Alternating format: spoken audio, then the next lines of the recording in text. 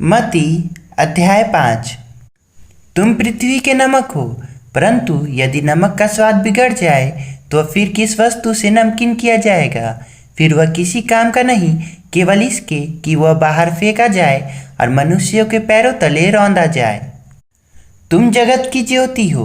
जो नगर पहाड़ पे बसा हुआ है वह छिप नहीं सकता, और लोग दिया जलाकर पैमाने के नीचे नहीं परंतु दीवट पर रखते हैं, तब उसके घर के सब लोगों को प्रकाश पहुंचता है।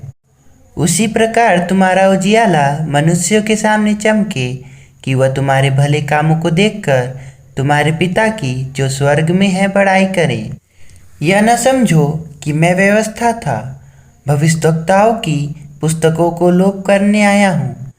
लोप करने नहीं परंतु पूरा करने आया हूँ, क्योंकि मैं तुमसे सच कहता हूँ कि जब तक आकाश और पृथ्वी टल न जाए तब तक व्यवस्था से एक मात्रा या बिंदु भी बिना पूरा हुए नहीं टलेगा।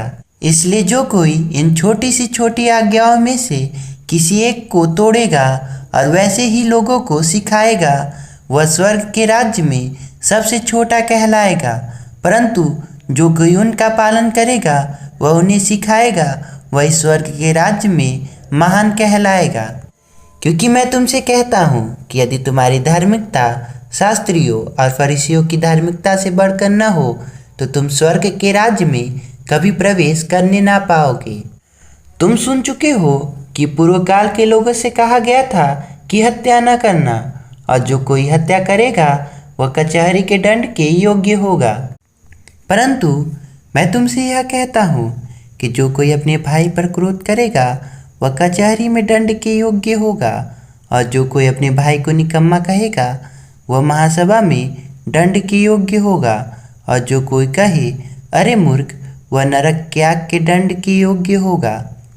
इसलिए यदि तू अपनी भेंट वेदी पर लाए और वहाँ तू स्मरण करे कि मेरे भाई के मन में मेरी ओर से कुछ विरोध है, तो अपनी भेंट वहीं वेदी के सामने छोड़ दे, और जाकर पहले अपने भाई से मेल मिलाप कर तब आकर अपनी भेंट चढ़ा। जब तक तू अपने मुद्दई के साथ मार्ग ही में है उससे झटपट मेल मिलाप कर ले। कहीं ऐसा ना हो कि मुद्दई तुझे हाकिम को सौंप दे और हाकिम तुझे सिपाही को सौंप दे और तू बंदीगिरी में डाल दिया जाए। मैं तुमसे सच कहता हूँ कि जब तक तू कोड़ी कोड़ी भर न दे तब तक वहाँ से छूटने ना पाएगा।